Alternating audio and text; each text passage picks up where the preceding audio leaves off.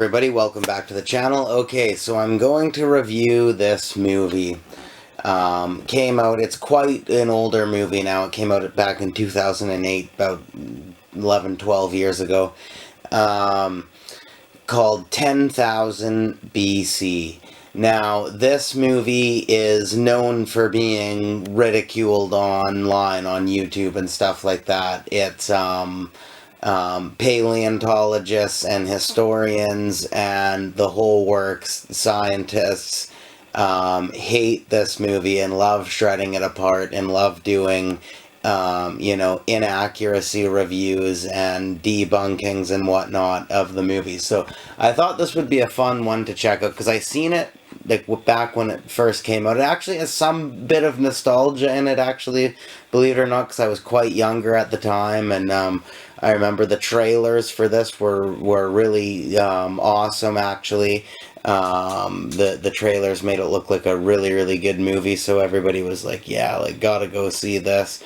And yeah, it turned out to be a fairly disappointing movie, but I actually don't hate the movie, and I don't have as severely negative things to say about it as some other people do. So I'm going to divide this one in half. For one, I'm just going to talk about some of the stuff I did like about it, and then I'll go into what I didn't like about it. All of the different little inaccuracies and strange kind of things that way that I picked up, I'll just mention as I go. So, for one, with stuff that I like, the animals look awesome.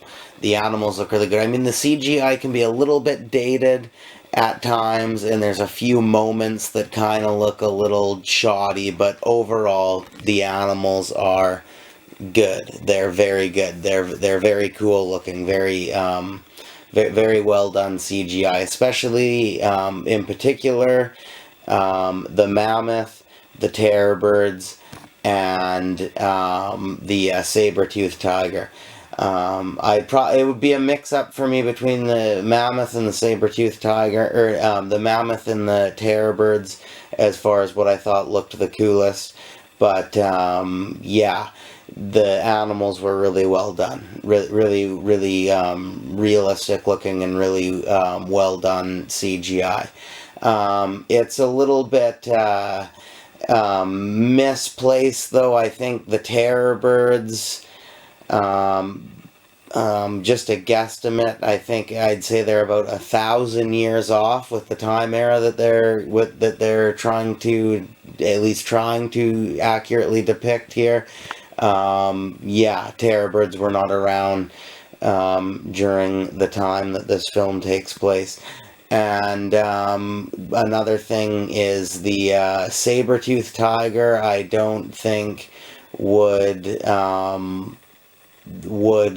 be able to live that far into the desert. I don't think, anyway. I really I'd have to re-look into some of my research that I've done on this kind of stuff, but I don't think so, anyway.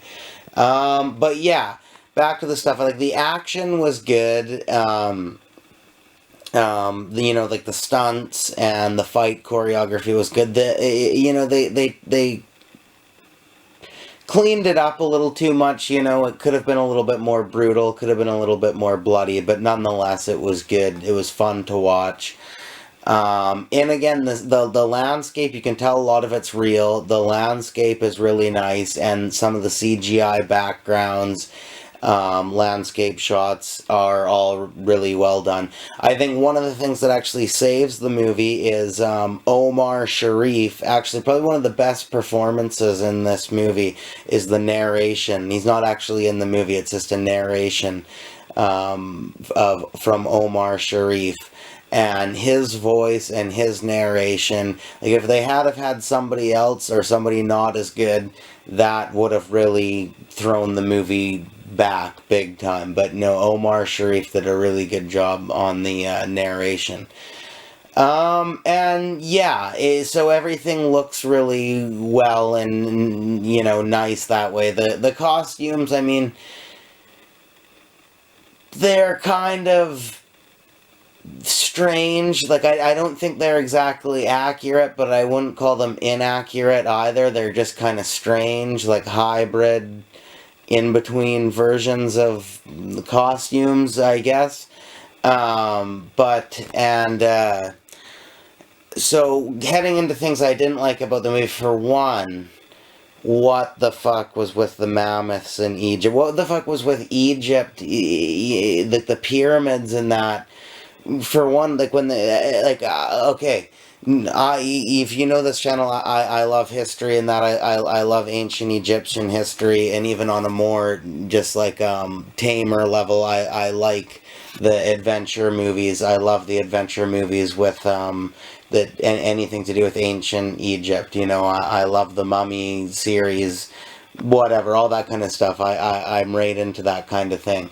And I will say this is the only movie that the worst part is the part that's to do with ancient Egypt. Like, what a bizarre system they came up with for that. Like, it's where did they even get what they were showing from? It's like somebody that had no idea at all, just like imagined what must have been going on or something. Like, wow, like that was very strange ancient Egypt, I will say.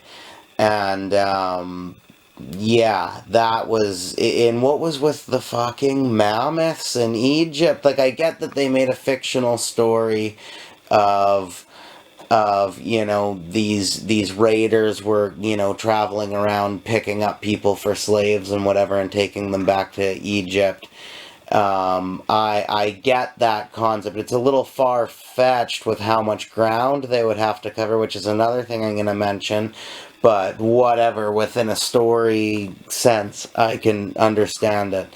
But so they've how did they get the mammoths there for one? But I guess they somehow got mammoths there, and they've tamed them and they've turned them into like working laborers, like they're hauling stuff around, like they're work animals, and they're beating them and they're mistreating them, and they have their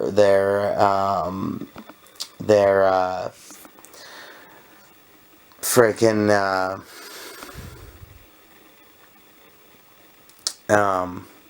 why the hell am I freezing on? That's stupid of me. Okay, that's a bad mistake on my opinion. The tusks. The tusks. What the fuck? That's a bad mistake on my opinion. I was focused on what I was saying. I don't know why I froze on that. But they have the tusks cut off. And yeah, that is like just bizarre. Like, that's unreal, actually, really. I can't believe it. But mind you, in an artistic sense, it does actually look kind of cool. There's some really cool shots of like these mammoths moving along the pyramids and like helping work on the pyramids. Like, it's cool imagery, but it's just bizarre, right? Like, how did anybody think that was a good idea?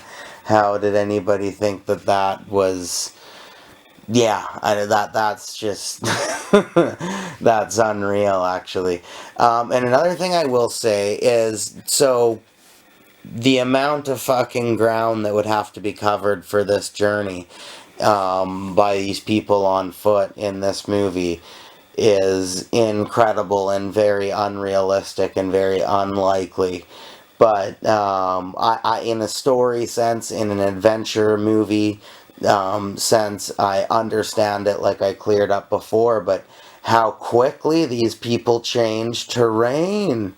Like, holy fuck. Like, at one minute we're in Siberia, and it's like, it seems like they've only walked like a little bit, and the next thing you know, you're in a Asian jungle, and then it doesn't seem like and then all of a sudden they're in a desert somewhere. They're heading into Africa, and then all of a sudden they're in North Africa heading into Egypt. It's like, wow, like that's, like, again, it's a cool story in the sense. I understand it in this, in just a strictly a fictional sense. Like, I love adventure, but the suspension of belief is a little too high there, if you ask me. I think my favorite scene is actually to do with the terror birds, though. The whole scene in the Asian jungle, actually, what looked like an Asian jungle. That was probably my favorite sequence of the movie, my favorite part of the movie. It had the best tension, it looked the coolest, and it was the, funnest action scene to watch, in my opinion. And it had the coolest scenes to do with animals, which was the terror birds. I think the first half and the second half is the best part of the movie and is a lot better than the third half.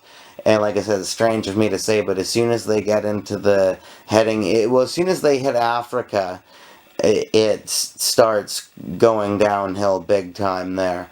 And then as soon as they get into ancient Egypt and the pyramids and that, it just falls all apart big time. And there's not enough animals really. I mean, the animals are really cool, but there should have been more. And there should have just been more stuff to do with the landscape and terrain. They had a lot of like caveman drama going on in this that didn't really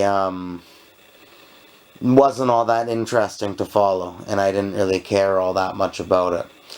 But yeah, with that being said, I did enjoy the movie. I'm glad I rewatched it. And this movie's worth watching. Like, this movie's worth owning, actually. It all depends. Like, if you're super scientific and like super, like, you have no time for fiction, almost like you're super pesky about authenticity and details, you might not like this movie at all. Well, clearly, you go online, look at it. Yeah, no, you're not going to go for this movie at all. If you're just looking for simple action and just some cool imagery and whatever, you'll probably have a relatively alright time with this.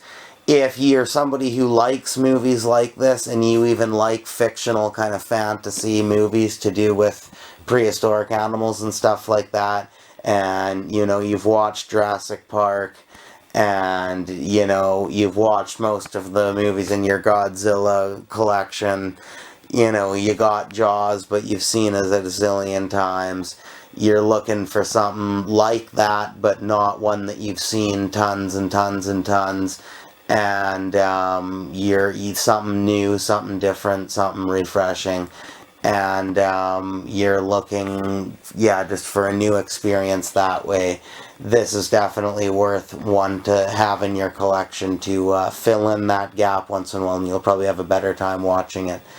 And yeah, if you just go into it, think of it like a short commercial depicting 10,000 BC.